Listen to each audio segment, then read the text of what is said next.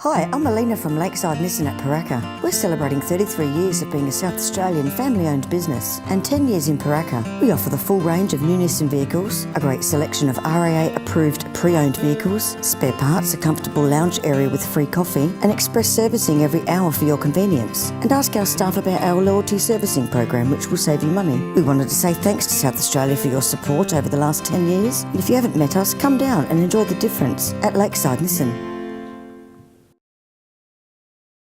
The most important investment in your club is your players. Sports Centre with Victor Sports Medical provides a comprehensive range of sports medical and rehabilitation equipment. Victor Sports are proud suppliers to Australia's top sporting organisations and league, including Australian Rugby Union, the Rugby League, Baseball Australia, AFL Melbourne and Greater Western Sydney football clubs and local South Australian National Football League club Sturt. With packages to suit all budgets, you really must have your kit up to date and complete. Keep your players on the arena with Victor Sports Medical. Remember, Sports Centre reps are here to help you and your club and are happy to visit your club anytime, anywhere. Victor Sports.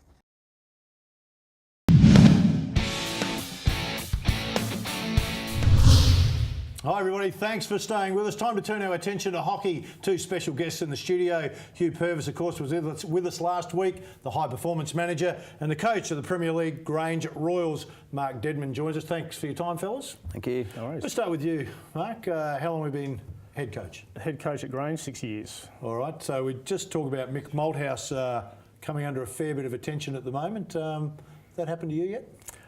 No, thankfully. I think if I was in a similar situation as Mick, I'd be in the same sort of trouble given previous years' performances, but definitely in it for the long haul. All right, the Premier League's changed the format a little bit. Friday night games now under lights. How have the team found that?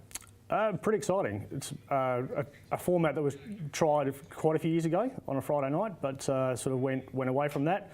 And I think the reintroduction of it has sort of stimulated a bit of excitement and a bit more sort of publicity around the event. So it's been a good transition. All right, all sports are looking for some way to draw the fans in, but the players, they're more worried about the pure side of the game, playing under lights as opposed to natural light? No impact at all. The lighting we have at the State Hockey Centre is exceptional, and yeah, no impact at all. All right, Hugh, we're 11 rounds in the Premier League. How are you seeing it? Yeah, really good. It's this year's probably a bit topsy-turvy on the men's side, especially there's a couple of up-and-coming teams, Grange Royals and Forestville, both missed out in finals last year, sitting around the 4th, 5th position. But North East up the top as per, they've only lost one game. They've been in 3 of the last 5 grand finals and they've won 2 of those, so they've been a powerhouse for a number of years. And on the women's side, again, Port Adelaide at the top of the table. They've won 7 out of the last 10 premierships, an absolute powerhouse on the women's side. And a couple of surprise packets. Seacliff at North East, a very close top 4. Seacliff missed out last year and they've knocked off one of the top teams this year and yeah, playing really, really well. They beat Uni last Wednesday. Mark, when you talk about teams where they are on the ladder, obviously there's a talent equation that comes to it. There's a coaching equation that comes to it. The Grange Royals, talent-wise, are you about where you thought at the start of the year you'd be? Yeah, I think we are. Probably a few results that should have gone our way that didn't, but I think talent isn't the issue. It's around just being consistent and being able to put the performance on the park. Right, when you're coaching, you've got to look at the other teams, obviously the systems that you've got to try and negate, but there's usually some standout players somewhere along the way. Some standout players in the Premier League this year?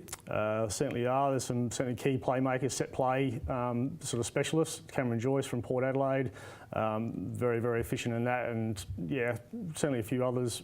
I'll boast my own players there. So Cameron White, a very exciting striker to watch as well.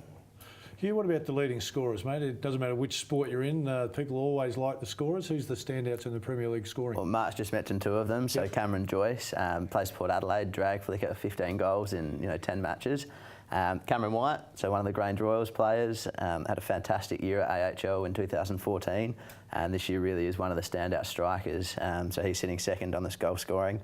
John Gibson from Woodville, who's just a fantastic player, played in England in the off-season. Scored 40 plus goals in the season, has come back and he's a powerhouse again on 13 for Woodville. And on the women's side, it's quite a young goal scoring list with Courtney Rudd, Emily Grist and Brooke Appleyard. They're the top 3. and really young. I mean, from 20 through to 22, and yeah, really young talent on the women's side. And Courtney Rudd from Port Adelaide, the powerhouse there. Mark, let me ask you about Cameron White. I mean, as a coach, you know, he's a standout player, so he obviously gets a lot of attention from the opposition. You know, we see in a lot of sports how they try and protect that type of player, get him some bread and butter shots, for a better term. Yep. Cameron, how do you protect him? Look, you try and support him around the ball, so you try and avoid him having to carry the ball too far and rely on sort of too much individual effort.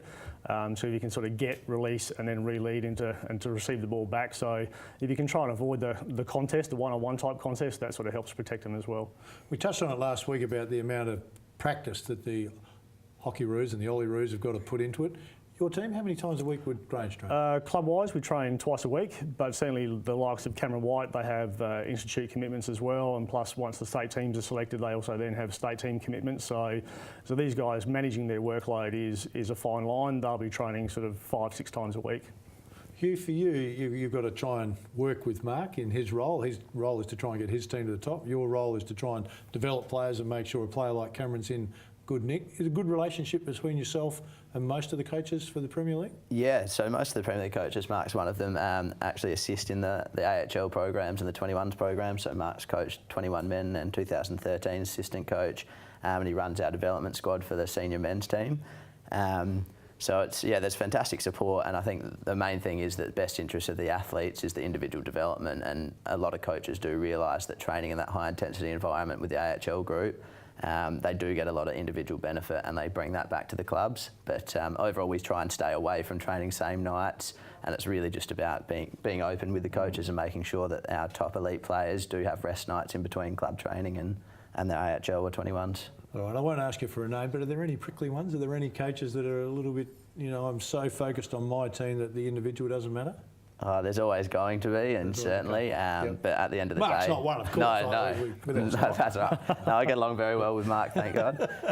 So yeah, there's certainly, you know, they're paid to do their role and they're always going to want to win the premiership. So yeah, there's always going to be a bit of conflict at some point, somewhere along the line. Anyone surprised you this year in the Premier League as a standout player that you thought, gee, they've really developed over 12 months?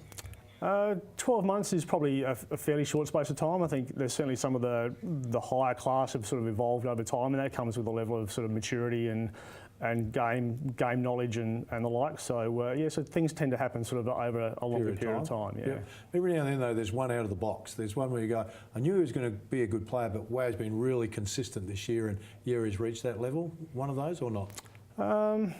They don't happen often, but they don't happen often. I think for me, certainly, and I'll go back to Cameron White, I think in the last 12 months, he's always been an extremely gifted and skillful individual, but I think he's taken his game to a completely another level in the last 12 months. As Hugh touched on last year with AHL, had a standout performance, and this year at a club level too is really sort of contributing really solidly. A lot of people look at different athletes in different sports and go, take all the skill out of it, just a great athlete. You know, they have it in the AFL, they have it in basketball.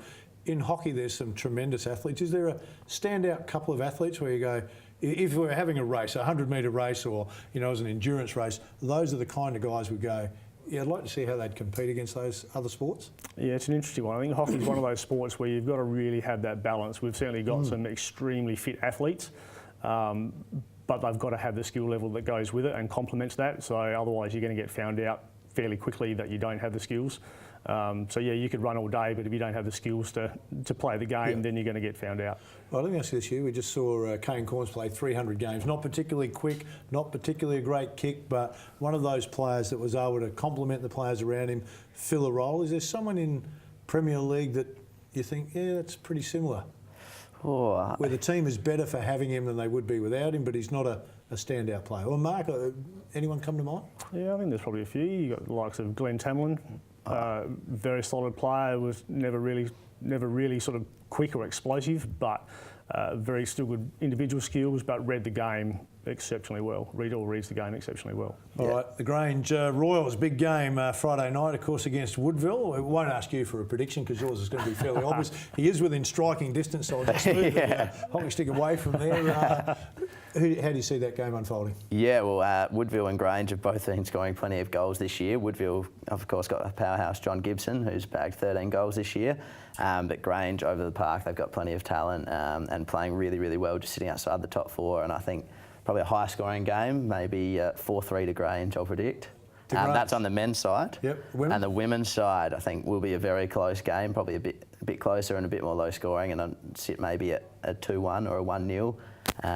I'm not too sure who will win it, but I think there'll be a result. I'll go for Grange because sitting next to me there. If you want to get out and see the games, what time should everyone get out there? First game kicks off at 6:30. Yep. Men or women first? Women first. Women are first, so 6:30 start, followed by the men at 8:30. All right, we have this pink ball here. About 3 weeks ago, hockey did an outstanding job embracing pink. We saw them on the weather. Pink ball, how would the players see playing with the pink ball as opposed to white? Right? Yeah, in a match situation when the ball is moving extremely quick, sort of in excess of 100 kilometres an hour, then it can be a little bit tricky to see. If you do happen to have any colour blind issues with any of the players, then pink is also a problem as well. But yeah, just a little bit harder to see than the traditional white one. What would be the quickest speed that you could see the ball move across the pitch? I think probably the drag flick would be on a penalty corner would be one of the quickest paces, and that I think Cameron Joyce, who is the expert drag flicker, he'd be in excess of 110, I suspect. Yeah, you want to get on the wrong side of that, would you? No, you would not. Well, it's time for us to go. We've got to take a break. We'll turn our attention to a couple of other sports out of the break. If you're not doing anything Friday night, you need to get out and have a look at the Grange Royals and Woodville. It'll be a beauty. Back with more in a moment.